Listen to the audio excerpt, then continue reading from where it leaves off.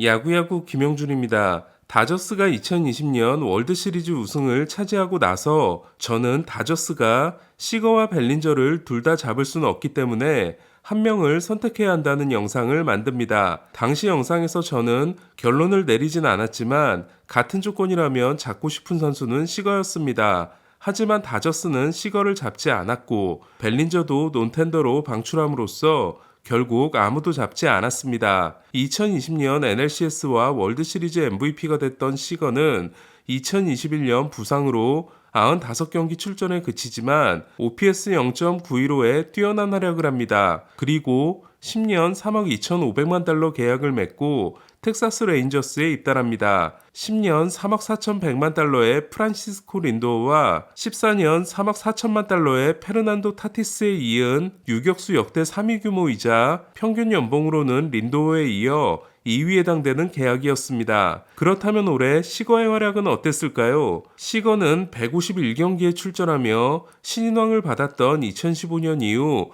가장 건강한 시즌을 보냅니다. 33개의 홈런은 유격수 1위에 해당됐고 팬그래프 승리 기여도 4.5는 팀 내 1위였습니다. 더 놀라운 건 수비였는데요. 지난해 다저스에서 마이너스 9였던 시거의 OAA는 올해 텍사스에서 4를 기록함으로써 0을 기록한 트레이 터너보다 더 좋은 수비를 보여줍니다. 그런 시거에게 딱 하나 아쉬웠던 건 2020년 3할 7리와 지난해 3할 6리였던 타율이 올해 2할 4푼 5리로 내려갔고 그로 인해 출루율도 3할 1푼 7리에 그쳤다는 겁니다.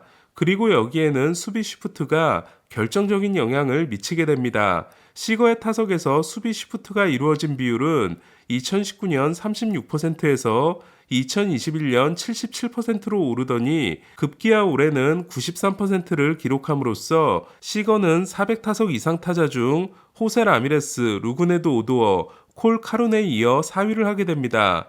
이에 90마일 이상의 타구 속도를 기록한 땅볼 타구의 인플레이 타율 역시 2019년 3할 7푼 5리와 2021년 3할 2푼 8리에서 올해 1할 7푼 6리로 급락하게 됩니다. 올해 쉬프트 위치를 잡고 있는 내야수 앞으로 90마일 이상 타구를 가장 많이 날려보낸 순위는 시거가 71개로 1위, 요르단 알바레스와 라우디 텔레스가 66개로 공동 2위, 맷 올슨이 59개로 4위, 카일 터커가 54개로 5위, 오타니 쇼헤이가 51개로 6위였습니다. 그렇다면 시거는 내년 시프트 금지의 수혜를 가장 크게 입게 될 가능성이 높습니다. 제가 시거의 수비를 불안해하면서도 벨린저보다 시거에게 더 끌렸던 건 시거의 타구 속도가 안정되어 있기 때문이었는데요. 평균 타구 속도가 2021년 91.0마일, 지난해 91.1마일이었던 시거는 지난해 잘 맞은 타구가 자꾸 쉬프트 수비에 걸리자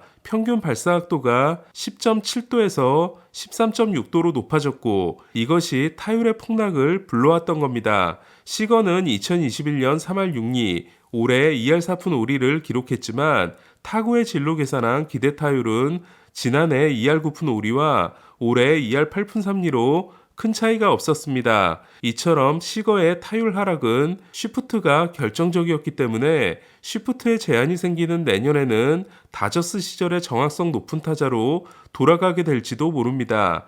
그렇다면 쉬프트는 벨린저의 몰락에도 영향을 미쳤을까요?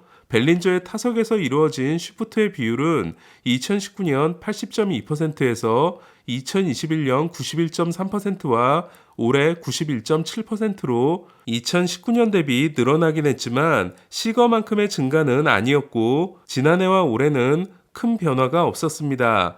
또한 쉬프트를 한 타석과 그렇지 않은 타석에서의 공격력 차이가 대단히 컸던 시거와 비교하면 벨린저는 차이가 크지 않았습니다. 따라서 벨린저는 쉬프트 때문에 무너진 거라고 볼 수 없습니다. 하지만 지난해부터 너무 퍼올리는 타격을 하고 있는 벨린저도 쉬프트 제한에 도움을 받을 가능성이 높습니다. 그렇다면 시거와 벨린저가 텍사스에서 뭉치는 일은 일어날 수 있을까요? 콜 카룬과 맺은 1년 520만 달러 계약이 종료됐으며 닉 솔락도 신시내티로 보낸 텍사스는 지난해 31개, 올해 27개 홈런을 친 아돌리스 가르시아를 제외하면 주전이 확실한 외야수가 없습니다.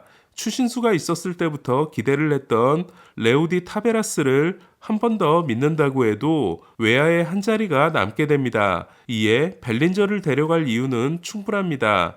벨린저의 에이전트인 스카프라스는 1년 계약을 원하고 있으며 다저스가 논텐더 방출을 한 지 1시간도 지나기 전에 5팀으로부터 연락을 받았고 지금은 그 숫자가 12팀 이상으로 늘어났다고 했습니다. 샌프란시스코 크로니클은 샌프란시스코 자이언츠가 벨린저에게 관심을 가진 팀 중 하나라고 했고 MLB 네트워크의 존 모로시는 토론토가 적극적이라고 했는데요. 라이멜 타피아와 브래들리 짐머를 일찌감치 방출했으며 테오스카 에르난데스를 시애틀로 보냈기 때문에 우익수 자리가 비게 된 토론토는 수비를 잘하는 좌타자 우익수가 절실한 팀으로 벨린저가 가장 들어맞는 팀입니다. 심지어 토론토는 논텐더 방출 전부터 벨린저를 두고 다저스와 트레이드 논의를 했던 팀이라고 합니다. 류현진과 스트리플링이 있는 토론토, 자이디와 피더슨이 있는 샌프란시스코, 코리 시거가 있는 텍사스, 벨린저는 과연 어느 팀으로 가게 될까요?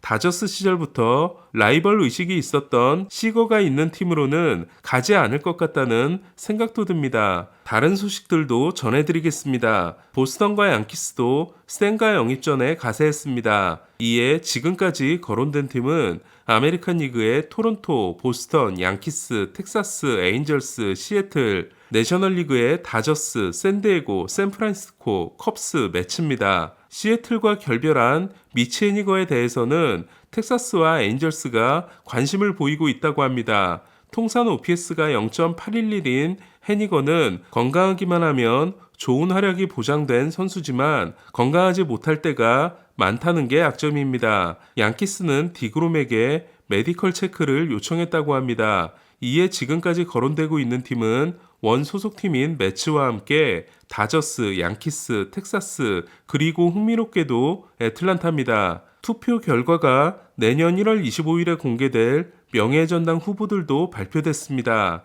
14명의 신규 후보 중 가장 관심을 모으는 선수는 카를로스 벨트란입니다. 400홈런 300도루 달성자인 벨트란은 성적으로는 명예전당이 유력하지만 사인 훔치기 스캔들의 주범으로 지목되고 매츠 감독이 됐다가 하루 만에 퇴진한 부분이 어떤 영향을 미칠지 궁금합니다. 신규 선수들 중에서는 벨트란을 제외하면 명예전당 가능성을 가진 선수가 없는 가운데 기존 후보들 중에서는 스칸 롤렌의 입성 여부가 궁금한데요. 롤렌은 지난해 5년차 때 63%를 받았기 때문에 올해 입성이 유력합니다. 명예전당 헌액 기준은 75%로 60%대를 받은 선수는 대부분 이듬해에 기준을 통과하기 때문입니다. 특히 롤레는 2년 만에 35%에서 63%로 올랐기 때문에 더 가능성이 높다고 할 수 있습니다. 4년 차에 52%를 받은 토드 힐튼과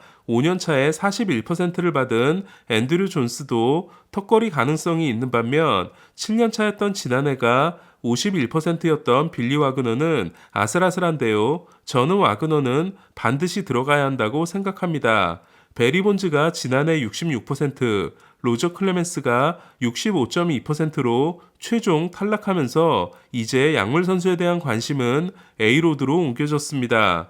A로드가 지난해 1년차에 기록한 34.3%는 본즈의 1년차 득표율인 36.2%, 클레멘스의 37.6%보다도 낮기 때문에 A로드 역시 이들의 뒤를 따르지 않을까 합니다. 지난 타티스 사태 때 인터뷰를 보면 A로드도 기대를 하지 않고 있는 것 같습니다. 지난해 8년차에 40.6%를 받은 게리 셰필드, 지난해 5년차에 28.2%를 기록한 매니 라미레스, 두 약물 선수들도 떨어질 것으로 보이며 3년차 때 52.6%를 기록하며 수비로 들어갈 것 같았지만 그 사이 여러 추문에 휩싸이며 5년차인 지난해 23.9%로 떨어진 오마 비스켈 또한 어렵게 됐습니다. 그리고 이루수 최다 홈런 선수지만 기자들의 외면을 받고 있는 제프 켄트는 9년차였던 지난해가 32.7%였기 때문에